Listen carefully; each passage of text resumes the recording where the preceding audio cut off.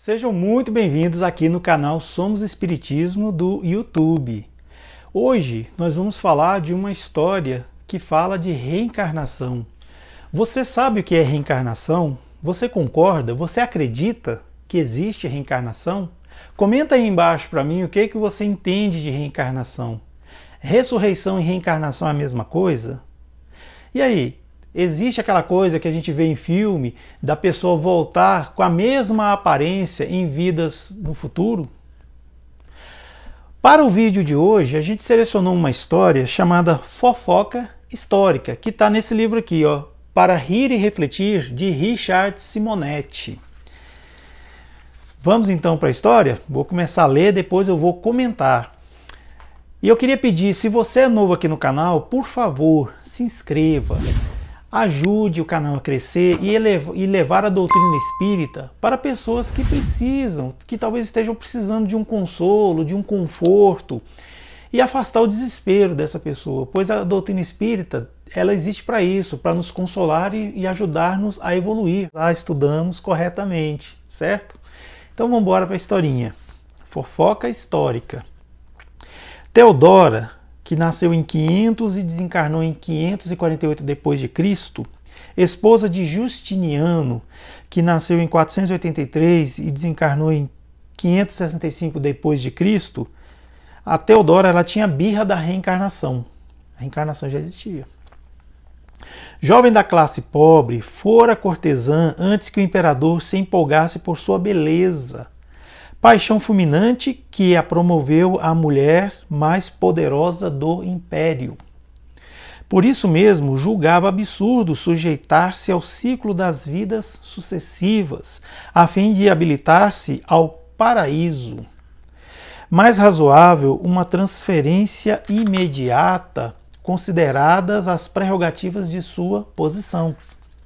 Assim, sob sua inspiração, Justiniano escreveu um tratado contra a reencarnação e determinou que o patriarca de Constantinopla reunisse um sínodo em 543 d.C. para proscrevê-la, ou seja, para bani-la. Posteriormente, essa condenação foi apoiada pelo Papa Virgílio e demais patriarcas da Igreja. A influência de Teodora será, talvez, mera fofoca histórica. Mas é significativo constatar que até o século VI, a ideia da reencarnação era aceita por boa parte dos teólogos, destacando-se Orígenes, que nasceu em 185 e desencarnou em 254 d.C., e Clemente de Alexandria, que nasceu em 150 e desencarnou em 215 d.C. O banimento atendeu a motivos mais prosaicos. A partir da institucionalização do cristianismo, atrelado ao carro do poder temporal, o céu passou a ser uma concessão de fé. Em tal contexto, não havia lugar para a reencarnação, que substituiu a salvação pela evolução, ensinando que todos temos uma meta a atingir, a perfeição, a partir do esforço pessoal, independente dos favores de uma religião. Não obstante, qualquer leitor atento do Novo Testamento perceberá que Jesus e seus discípulos admitiam as vidas sucessivas. A ideia está muito clara em várias passagens. Dentre elas, olha só, atendendo a uma indagação de Jesus, os discípulos dizem que o povo julgava fosse ele Elias, Jeremias ou outro profeta. Mateus capítulo 16. É evidente que se aceitava a reencarnação na comunidade judaica. Jesus se refere a João Batista como a reencarnação de Elias, Mateus capítulo 11. Diziam as Escrituras que o profeta voltaria para anunciar o Messias. Jesus diz a Nicodemos que é preciso nascer de novo para ganhar o reino de Deus, João capítulo 3. E explica como é possível entrar de novo na barriga da mãe, segundo a expressão de seu interlocutor. Os discípulos indagavam diante de um cego de nascença quem pecou para que isso acontecesse com ele? João capítulo 9. A pergunta não teria sentido se não admitissem a anterioridade da vida física. Jesus refere-se aos que não podem mais morrer. Lucas capítulo 20. Só é possível remorrer vivendo mais de uma vez. Jesus curou um homem paralítico há 38 anos e lhe recomendou que não pecasse mais para que não lhe sucedesse o pior. João capítulo 5. Se a expectativa de vida não chegava a meio século naquela época, como justificar tão longo sofrimento por falta cometida em inimputável infância ou adolescência? Se no passado aconteciam interpolações, supressões e adulterações nos textos evangélicos, precariamente preservados porque os teólogos não eliminaram a ideia reencarnacionista claramente enunciada no Novo Testamento? É simples de entender. Até o século IV, havia uma quantidade imensa de textos apócrifos, legitimamente duvidosa. Evangelhos de Pedro, Maria, Paulo, Felipe, Bartolomeu, Tiago, etc. O Papa Dámaso, que nasceu em 304 e desencarnou em 384 d.C., decidiu então convocar um monge de grande cultura chamado Eusébio Jerônimo, que nasceu em 347 e desencarnou em 420 d.C. Eusébio Jerônimo, que deveria efetuar a tradução da Bíblia para o latim, selecionando no Novo Testamento os textos de autenticidade não questionada. Surgia dali a Vulgata, a versão oficial da Igreja Católica. Ocorre que Jerônimo, presumivelmente reencarnacionista, conservou as passagens que lhe faziam referência. Perto de um século e meio depois, quando se pretendeu eliminar a reencarnação, estavam consolidados os textos da Vulgata e já não era possível mudar. Isso obrigou os teólogos a raciocínios tortuosos para explicar textos que ficam obscuros e sem sentido, se não admitidos às vidas sucessivas. Daí a contradição. Nega-se a reencarnação, mas ela está presente no Evangelho. Equivale a tapar o sol com a peneira fazer isso, não é? De todas as distorções cometidas na Idade Média, a eliminação do princípio reencarnacionista foi talvez a mais grave. Sem essa base fundamental para a melhor compreensão da justiça divina, os teólogos perderam-se em fantasias escatológicas, que exigem boa dose de ingenuidade para serem aceitas. A reencarnação é uma lei divina. Consequentemente, mais cedo ou mais tarde, todas as religiões acabarão por assimilá-la, assim como se viram forçadas a admitir que a Terra não é o centro do universo, ante o avanço inexorável do conhecimento humano.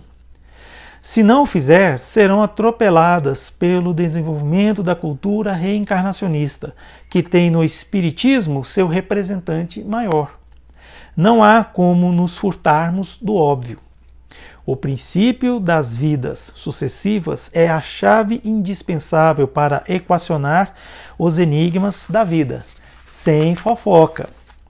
Olha que interessante essa história.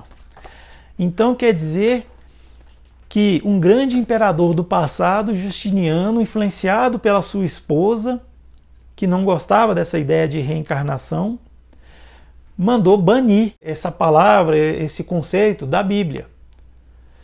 E assim o Papa o fez, só que o Papa chamou um sábio lá da época, chamado Eusébio Jerônimo, e que se ele era um sábio da época, ele era um homem que estudava, e por ser um homem que estudava, ele entendia que existia sim reencarnação.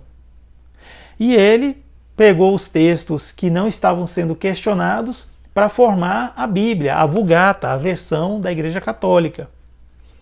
E ficou muito claro ali as passagens que fazem referência à reencarnação.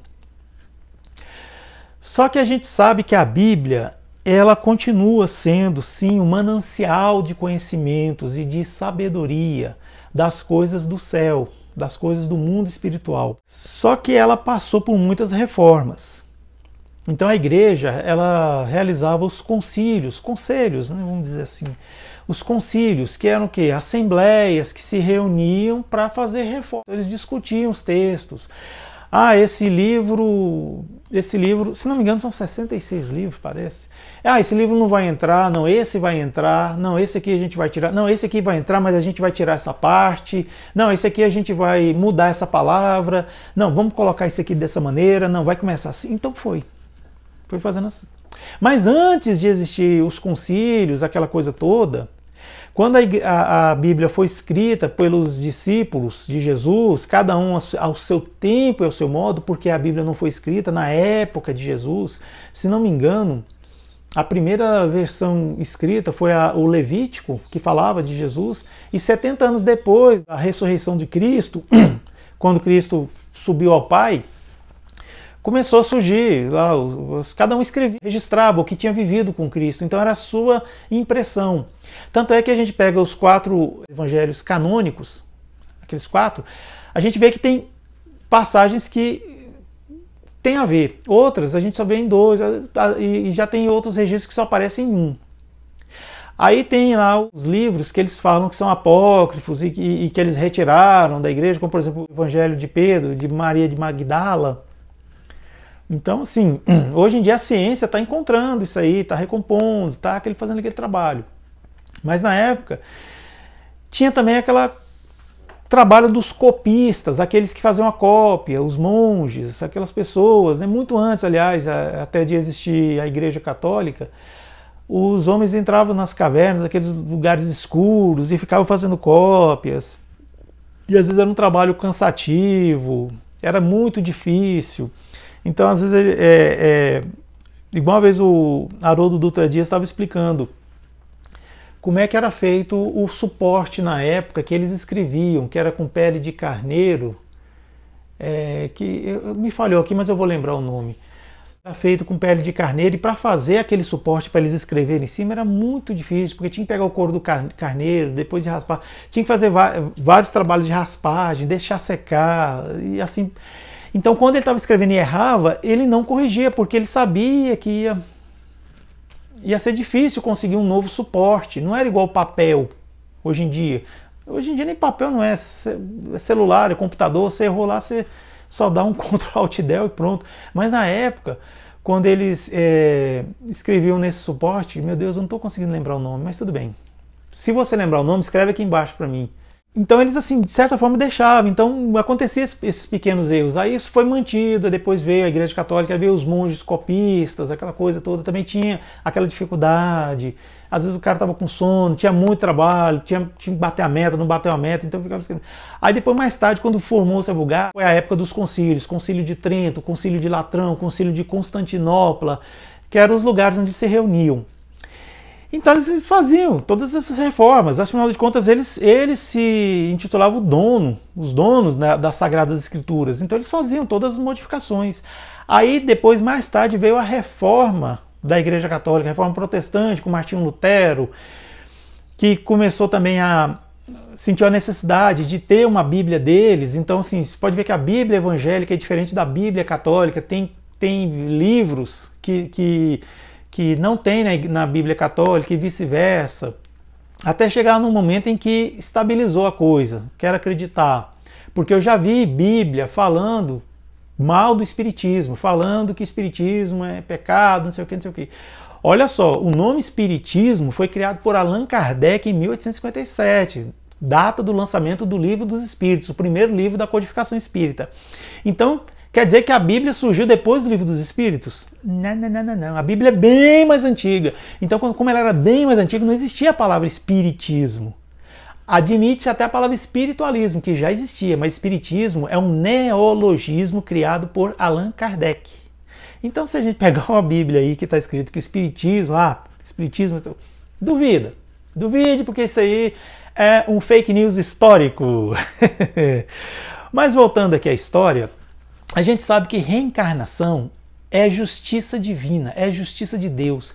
E a gente não admitir a reencarnação é dizer que Deus privilegia uns e pune outros sem o menor sentido. Apenas aquela explicação que muitos religiosos das religiões tradicionais dizem, é a vontade de Deus.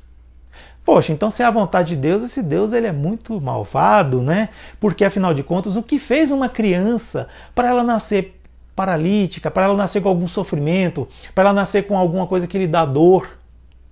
O que fez essa criança? O que fez a pessoa para ela ter fobia, medo de altura, que eu não sei o nome dessa fobia, claustrofobia, medo de ficar em ambientes fechados, agorafobia, pessoa que está num lugar assim que é muito vago, muito extenso, uma praça enorme, por exemplo, sozinha, a pessoa sente medo. O que explicar das fobias, então? Pessoa que tem hidrofobia, tem um medo absurdo de água. Eu tinha uma amiga que ela tinha um medo assim, mas um medo escandaloso, sabe de quê? Galinha. Galinha, ave, não só galinha, mas aves. Aí mais tarde ela veio me dizer, ela foi atrás, eu não aconselho, viu?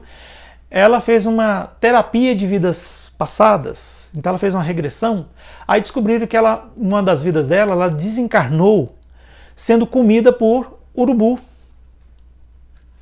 Ela estava presa, amarrada, não sei que vida que era essa tal, mas aí vinha o urubu, pousava em cima dela, ela não conseguia espantá-lo, porque ela estava já também mais lá do que cá, né? Tava morrendo por inanição, aí o bicho começava a picar ela. Aí ela lembra de ter desencarnado com esse bicho picando. Aí ela veio para essa vida agora, a vida atual, sentindo medo de ave. Eu nem sei o nome dessa fobia também. Então, é complicado a gente não admitir a reencarnação. Até a ciência já está no encalço disso aí. Tem um médico psiquiatra que ele começou a atender pessoas e viu que tinha crianças que se lembravam com muita clareza de lugares onde elas haviam morado. E ele foi investigar, foi atrás, colocando à luz da ciência, lembrando que é um médico materialista e ateu.